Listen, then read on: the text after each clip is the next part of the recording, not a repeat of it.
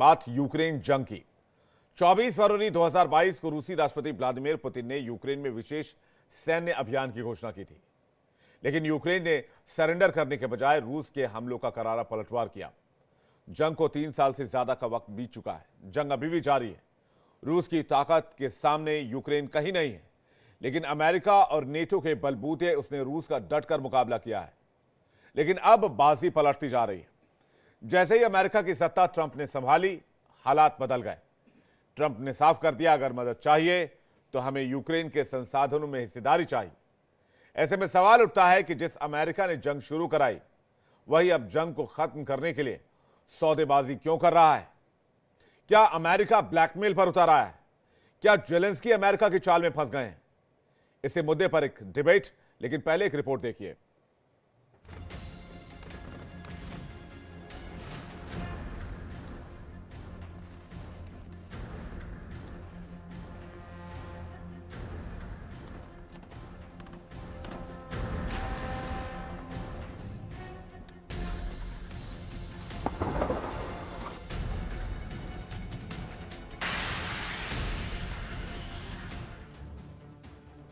एक खुशहाल देश कैसे बर्बाद हो सकता है, अगर इसका उदाहरण देखना हो तो यूक्रेन पर नजर डाल लीजिए।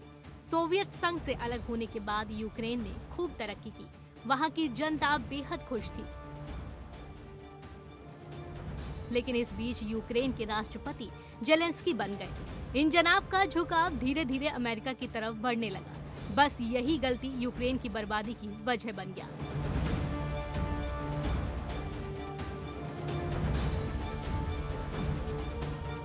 यूक्रेन जिस वक्त अमेरिका से दोस्ती बढ़ा रहा था, अमेरिका की शह पर नाटो में शामिल होने का जतन कर रहा था, तो रूस ने समझाया, लेकिन वो नहीं माना। फिर शुरू हुआ भीषण युद्ध। हजारों लोग मारे गए, घर, मकान, सड़कें, पुल। सच कहे तो यूक्रेन का हर कोना बर्बाद हो गया। लेकिन अमेरिका के भरोसे यूक्रेन जंग में डटा रहा। अमेरिका के दम पर जेलेंस्की लड़ते रहे और देश के लोगों को लड़ने के लिए उत्साह भरते रहे।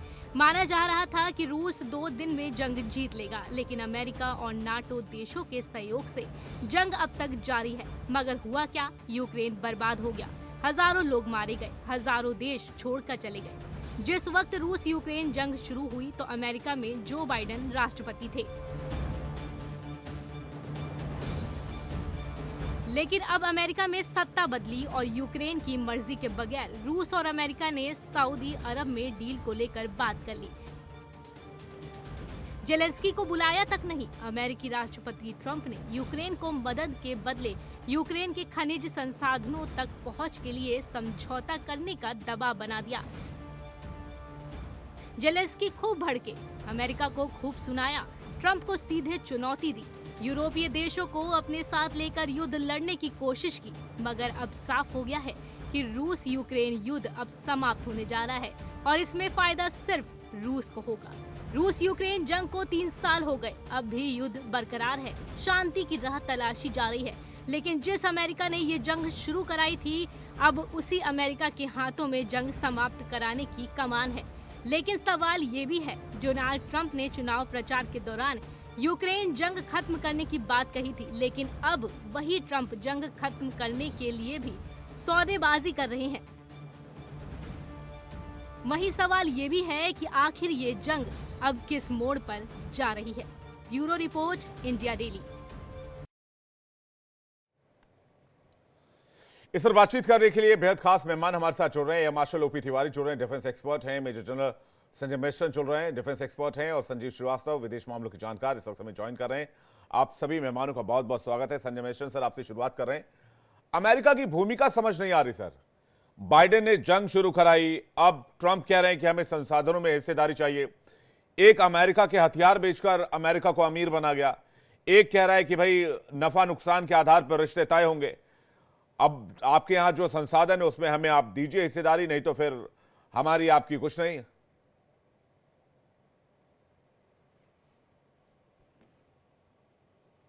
सवाल हो गया आपका? बिल्कुल सर। ओके, देखिए, मेरा इस पे व्यू पॉइंट इस प्रकार है। पहली बात, मैं इस पे एग्री नहीं करता हूं कि ये अमेरिका ने युद्ध शुरू कराया है। ये युद्ध तो 2014 में शुरू हो गया था, जब क्रीमिया को और डॉनबास के कई इलाकों में रूसी का कंट्रोल आ गया था और क्रीमिया को तो कैप्चर कर लिया था। तो ये प्रेसिडेंट पुतिन का बहुत क्लियर स्टेटेड एम है और मैं थोड़ा बैकग्राउंड में इसलिए जाना चाहता हूं। आज पुतिन को पता है कि जो एक सोवियत एम्पायर था, ये 92 के कोलैप्स होने से वो बहुत सॉलिड एम्पायर था और उस समय कोल्ड वॉर एरा हम सबको मालूम है। और लेकिन ये जब इनका नुकसान हुआ है 92 में, ये जब कोलैप्स हुए हैं, वो किस कारण हुए हैं? यूनाइटेड स्टेट्स ने जो अफगानिस्तान में इनको सपोर्ट किया जिहादीज को लड़ने के लिए, और वहाँ पर सोवियत इकोनॉमी और आपको पता है उसके बाद क्या हुआ, रूस के कई हिस्से हो गए थे। तो वो कहानी है। और ये कहानी मैं इसलिए बता रहा हूँ, आज प्रेसिडेंट पुतिन को पता है कि इस पूरे ये जो सारी कार्रवाई में किसका हाथ था? अमेरिका का हाथ था। तो पहली बात, क्या पुतिन और ट्रंप या अमेरिका और रूस दोस्त बन सकते हैं? इसका साफ सरल जवाब है, नहीं बन सकते हैं। ये अभी एक agreement for sake of agreement हो रहे हैं, लेकिन इसमें लॉन्ग टर्म स्ट्रेटेजी पुतिन की भी क्लियर है और यूनाइटेड स्टेट्स की तो आज मैं बोलूंगा जो ट्रंप की लीडरशिप में है वो कंफ्यूज स्ट्रेटेजी है। मेरे को तो कोई स्ट्रेटेजी दिखती ही नहीं है। एक प्रेसिडेंट एक नेशन का जब होता है, वो स्टेट्समैन होता है, उसको हर चीज सोचना पड़ता है। वो रोज एक तो एग्जीक्यूटिव ऑर्डर साइन करते हैं, रोज स्टेटमेंट देते हैं, उन्हीं स्टेटमेंट में बैक ट्रैक करते हैं। तो मेरे ख्याल अभी उनको विश्व और उनकी खुद के देशवासी इतना सीरियस नहीं रहेंगे। और आपके जिस प्रकार अभी कमेंट्री भी उभरी है, जी। उस कमेंट्री में साफ बोला गया है कि ये वॉर तो रुकना चाहिए था। उन्होंने तो बोला था इलेक्शन कैंपेन में, जिस दिन मैं प्रेसिडेंट बना ये वॉर रुक जाएगी। लेकिन ये वॉर रुकने के अलावा अब ये नया डायमेंशन ले रहा है और आज नेटो डिवाइडेड है।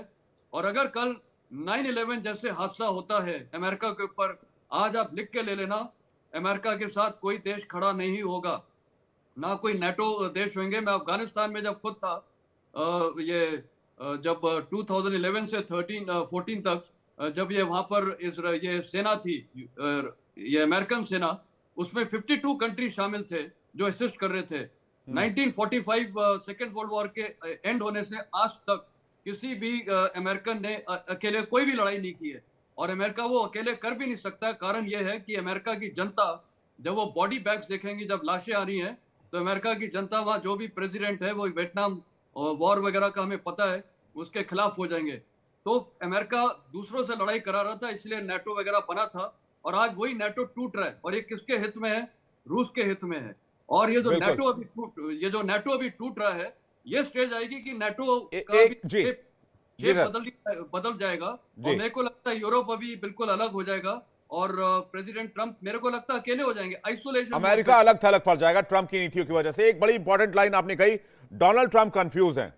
क्या डोनाल्ड ट्रंप वाकई कंफ्यूज हैं? ओपी तिवारी सर का रिमार्क चाहूंगा, उसके बाद मैं श्रीवास्तव सर आपके पास आ रहा हूं। OP Tiwari sir. देखिए, इस बात चाहूंगा, Trump always talks about America first, America is the best.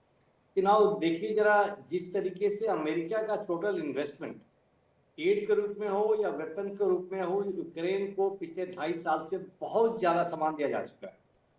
ये एक अमेरिकन इकोनॉमी पे बहुत ज्यादा ड्रेन है। ट्रंप इस बात को, इस इशू को बार बार हमेशा इलेक्शन से पहले ही एड्रेस करते जा रहे थे।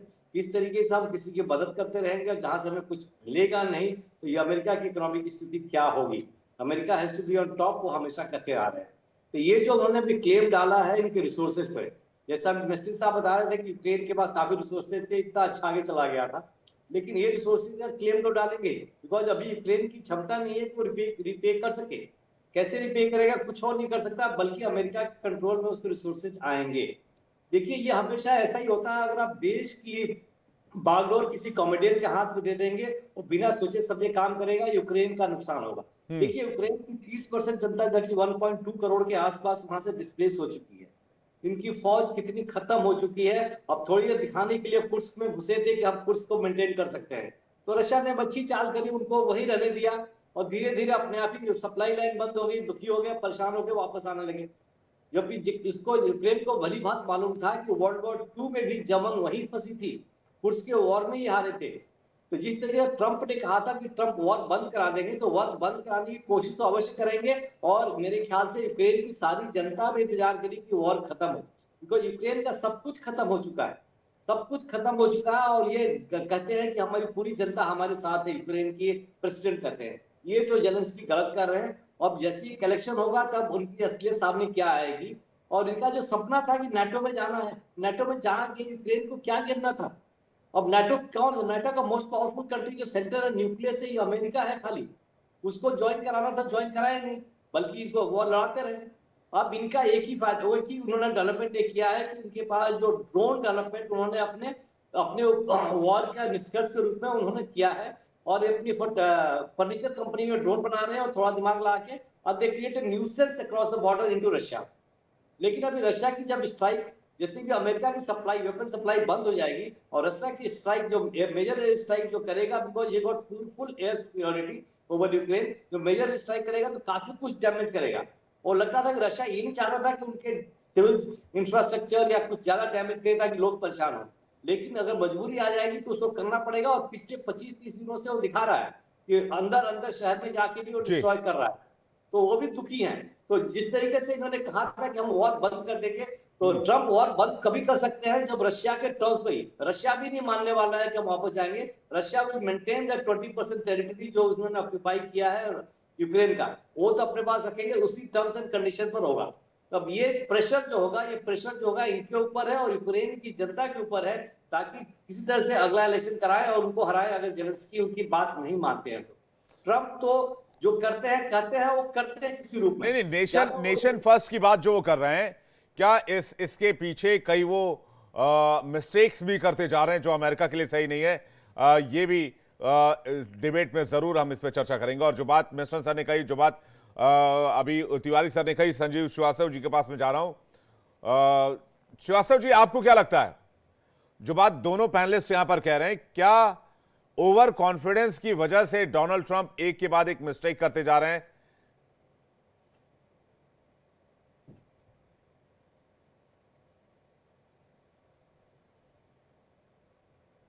संजीव सर, आपको आवाज मिल रही क्या? मैं संजीव सर से दोबारा बातचीत करने की कोशिश करूंगा। मैस्टर सर के पास जा रहा हूं। फिर तो ये से डोनाल्ड ट्रंप को क्या ये यूएस के लिए डिजास्टर के तौर पर देखा जाएगा? हालांकि डोनाल्ड ट्रंप इस बार बहुत कॉन्फिडेंट है सर अपने इस कार्यकाल को लेकर, और जिस तेज गति से उन्होंने फैसला लिया है, चाहे वो WHO से निकलने का मामला हो, चाहे वो अवैध प्रवासियों को बाहर भेजने का मामला हो, चाहे वो हमने देखा कि ओवर कॉन्फिडेंस में उन्होंने भारतीयों को डिपोर्ट किया तो हाथों में हथकड़ियां और पैरों में जंजीर बांध के रिपोर्ट कर दिया।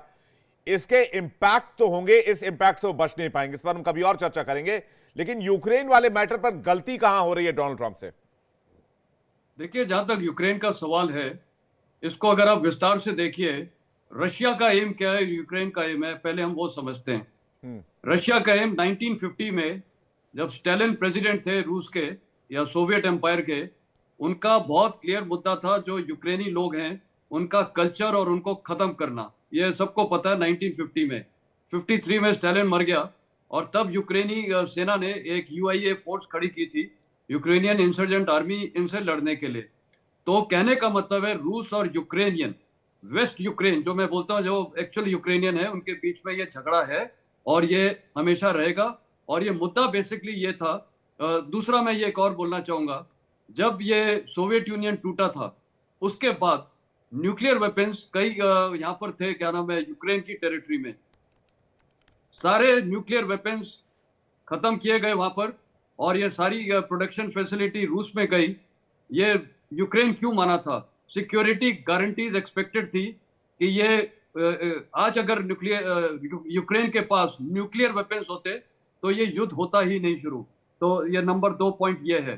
तीसरा, प्रेसिडेंट पुतिन का एम बहुत क्लियर है। वो अपने आप को याद करिए, माइकल गोर्बाचेव जब मरे थे आज से शायद 2 साल पहले, उनको क्या एक स्टेट फ्यूनरल मिला था? कुछ नहीं। प्रेसिडेंट पुतिन वहां गए तक नहीं थे। क्यों? क्योंकि उनको इनसे नफरत थी। उनका रोल मॉडल है स्टालिन, और वो देखते हुए उनका एक ये बड़ा एम था कि यूक्रेन पे पहला हमला करो, क्योंकि एक तो उनके साथ पुराना 1950s स्टालिन का मैंने आपको बता दिया क्या था। तो कहने का मतलब है उन्होंने सबसे बड़ा टारगेट चुना और वो था क्रीमिया में और ये डॉनबैस में। सवाल ये उठता है कि जब क्रीमिया कैप्चर हुआ तब ये वर्ल्ड क्यों चुप थी? उसका जवाब मैं देता हूं। अफगानिस्तान में जब मैं था, जब पाकिस्तान पे अटैक हुआ था गलती से, और पाकिस्तान की सेना ने और पाकिस्तान की जो हुकूमत ने उस समय यूनाइटेड स्टेट्स की सारी सप्लाई लाइंस काट दी थी जो कराची से आती थी। सारा फिर इन्होंने अमेरिका ने और ये पूरी जो नाटो कंट्री ने डीएनडी एक रूट खोला था, जो सारा रूट कहां से आ रहा था, बाल्टिक स्टेट से।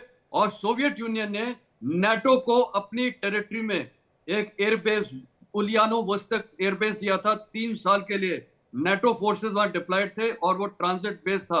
अगर प्रेसिडेंट पुतिन को इतनी नाटो से वो नफरत थी तो सवाल उठता है वो उनको वहां बेस क्यों दिया गया, नाटो को। अमेरिकन ये जितने भी वहां पर 52 कंट्रीज लड़ाई कर रही थी अफगानिस्तान में। तो कहने का मतलब है नाटो इश्यू है। और अगर आज स्वीडन और फिनलैंड भी तो ज्वाइन कर गया नाटो, उन पे हमला क्यों नहीं किया? तो साफ जाहिर है कि यह स्ट्रैटेजी पुतिन की है, रिगेन, जो सोवियत एरा का जो एक एम्पायर था उसको रिगेन करना। और इसमें प्रेसिडेंट चाहे कोई भी हो, जेलेंस्की हो या कोई भी हो, उनका काम क्या है?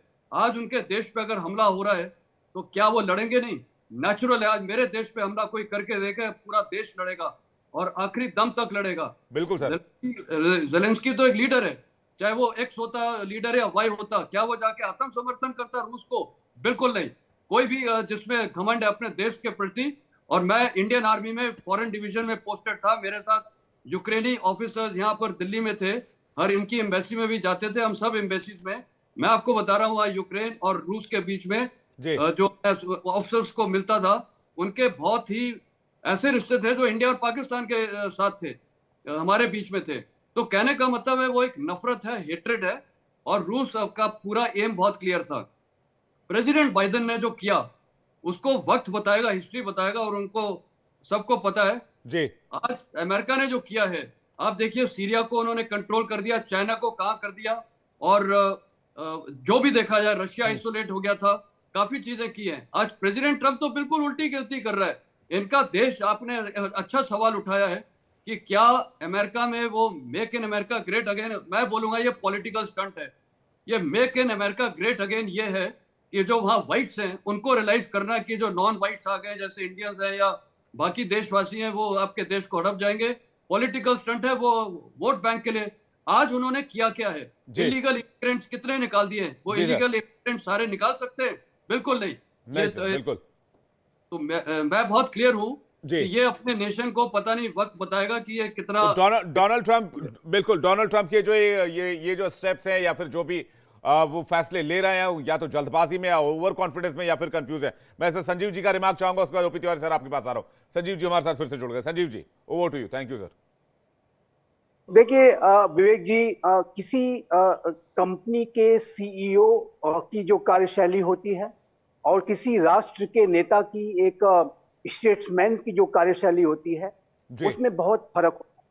और यदि आप किसी राष्ट्र को जो है एक कंपनी के सीईओ की तरीके से अगर रन करने की कोशिश करेंगे तो जाहिर है कि उसमें आपको बड़ी विफलताएं मिलेंगी, क्योंकि कि राष्ट्र की जो नीतियां होती हैं, राष्ट्र नेता होते हैं, जो राजनेता होते हैं, वो बहुत ही कंप्रेहेंसिव एक विजन और हर एक तरीके की गहराई, हर एक एस्पेक्ट को जो ध्यान में रखते हुए अपने निर्णय लेने होते हैं।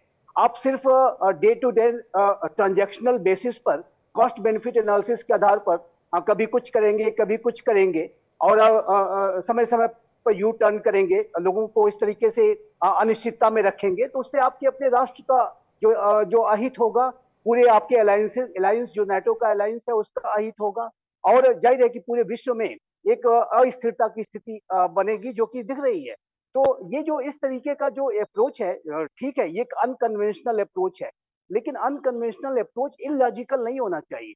ये इस तरीके का नहीं होना चाहिए कि किसी भी आपके जो क्लोज एलाइज हो उनको जो है उनको कमजोर दिखना पड़े। यूक्रेन को जाहिर है कि उन्होंने सीधा सीधा कह दिया कि ये तो एक कॉमेडियन है, और नेटो के साथ मैं ये कर लूंगा, वो कर लूंगा। ये जो पूरा राष्ट्रपति ट्रंप का अप्रोच है, ये अमेरिका जैसे विश्व की महाशक्ति के लिए बिल्कुल भी उचित नहीं है। मैं बिल्कुल मैस्टन साहब से सहमत हूँ, और मेरा ऐसा मानना है कि इस तरीके के अप्रोच पर अगर डोनाल्ड ट्रंप चलेंगे तो अमेरिका का वो काफी अहित करेंगे।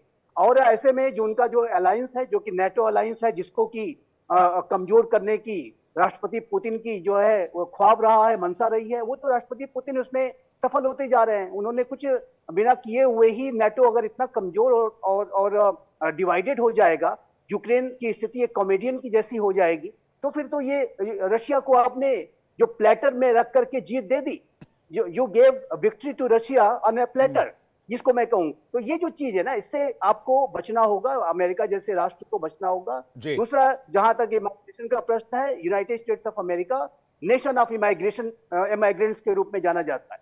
आप सारे इमाइग्रेंट्स को आप जो है इतना इल ट्रीटमेंट करते हुए अगर जिस तरह से बाहर आप भेज रहे हैं, वो भी आपकी छवि के लिए अच्छा नहीं है, वो अमेरिका के लिए छवि के लिए अच्छा नहीं है। और मैं स्पष्ट रूप से कहना चाहता हूं कि इस तरीके के अप्रोच से अगर डोनाल्ड ट्रंप चलेंगे तो जाहिर है कि वो ट्रांजैक्शनल बेसिस पे तो कुछ डॉलर्स वगैरह अपने लिए व्यवस्था कर लेंगे, लेकिन लॉन्ग टर्म में अमेरिका की जो इमेज है, जो उसकी एक मॉरल अथॉरिटी रही है डेमोक्रेसी होने के नाते और बड़े बड़े वैल्यूज के बारे में वो बात किया करते थे, उन सारे को आप डैमेज कर लेंगे, अपनी जो क्रेडिबिलिटी को का बड़ा हरास करेंगे। तो इससे मुझे लगता है डोनाल्ड ट्रंप को रियलाइज करना चाहिए कि वो राष्ट्रपति पद पे हैं, वो ट्रंप ऑर्गेनाइजेशन के सीईओ के तौर पे काम नहीं कर रहे हैं, ये बात उनको समझती हो। ये बड़ी इंपॉर्टेंट बात की। मैं ओपी तिवारी सर का एक जल्दी छोटा सा इस पर रिएक्शन चाहूंगा। अमेरिका को एक फर्म की तरह देख रहे हैं, एक प्रॉफिट और लॉस ऑर्गेनाइजेशन की तरह यूएसए को देख रहे हैं Donald Trump. OP Tiwari sir, देखिए एक बात तो हम समझ जाए कि ये युद्ध विराम तो 2-3 महीने के अंदर जो शुरू हुआ था तभी हो गया होता। इट इज बाइडेन की वजह से ये वॉर करीब 3 साल खिंच गया है। ये वॉर तो अमेरिका और फ्रांस और यूके ही रिस्पॉन्सिबल थे, जिसकी वजह से इतना लंबा खिंचा। रशिया का इंटरेस्ट कोई यूक्रेन कब्जा करने में नहीं था। कोई भी देश कब्जा नहीं कर सकता जहां उसका लोकल सपोर्ट ना हो। लोकल सपोर्ट उसका खाली डोनास्क और लुहांस्क रीजन में था, जहां पर वो कब्जा करके अपने आप को रिटेन कर सकता है। जी। किसी देश को कब्जा करके रिटेन करना जब तक लोकल सपोर्ट न हो, असंभव की बात है। वियतनाम हर जगह देख चुके हैं। तो इसका अपना रशिया का इंटरेस्ट खाली वहीं तक था और ये युद्ध विराम बहुत पहले हो गया होता। लेकिन बाइडेन का कुछ अलग अपने कंपल्सन थे और क्या इनकी गारंटी थी कि रशिया को हम यूक्रेन का कंधे पर फायर करके रशिया को कमजोर कर देंगे। लेकिन रशिया की हालत खराब नहीं हुई कुछ। रशिया की तो इकोनॉमी इनफैक्ट थोड़ी इंप्रूव हुई। अब डोनाल्ड ट्रंप ने कहा हम वॉर रोकेंगे, ये तो एक सबसे बड़ा अच्छा कदम लिया है, जिसका वर्ल्ड अप्रिशिएट करेगा कि उन्होंने वेपन सप्लाई यूक्रेन को बंद कर दिया है, जिससे युद्ध की इंटेंसिटी बहुत कम हो गई है। अब यूक्रेन के पास खाली ड्रोन और छोटे मोटे ड्रोन से वो लॉन्च करते हैं। It become a nuisance value. कोई बड़ा टारगेट डिस्ट्रॉय नहीं कर सकते, कुछ नहीं कर सकते। लेकिन अब ये जो उनसे बार्गेन कर रहे हैं कि अब हमें स्वापन दो, इसके ऊपर मैं ज्यादा कमेंट करना नहीं चाहूंगा कि सही है कि गलत है। लेकिन एक कदम पूरा विश्व अप्रिशिएट करेगा कि उन्होंने अमेरिका ने जितने वेपन सप्लाई सब बंद कर दिया और ये वॉर किसी भी तरीके से ऑलमोस्ट खत्म ही हो जाएगा। छोटा मोटा चलता रहेगा और इलेक्शन में जैसे ही अपना जेलेंस्की हारे तो वॉर बिल्कुल खत्म हो जाएगा। क्योंकि जेलेंस्की के पहले जो इनके प्रेसिडेंट थे तब इनका संबंध क्या था, उन्होंने क्या अप्लाई नहीं किया था। इवन वॉर होने शुरू होने के बाद नहीं ओवरऑल, लेकिन एक बात तो इस डिबेट से सामने ये आ ही गई कि डोनाल्ड ट्रंप को अपने फैसले को न सिर्फ रिव्यू करनी चाहिए बल्कि समीक्षा करनी चाहिए। ऑर्डर पास करने से पहले भी उसको रिव्यू करना चाहिए, जिससे कि जो बात पैनल में हो रही है कि जो एक लॉन्ग टर्म इंपैक्ट यूएसए की इमेज पर पड़ेगा, वो एक बड़ा और बुरा इंपैक्ट हो सकता है अगर इस तरह के फैसले होते रहे। आप सभी मेहमानों का बहुत बहुत धन्यवाद हमारे साथ जुड़ने के लिए और डिबेट में शामिल होने के लिए।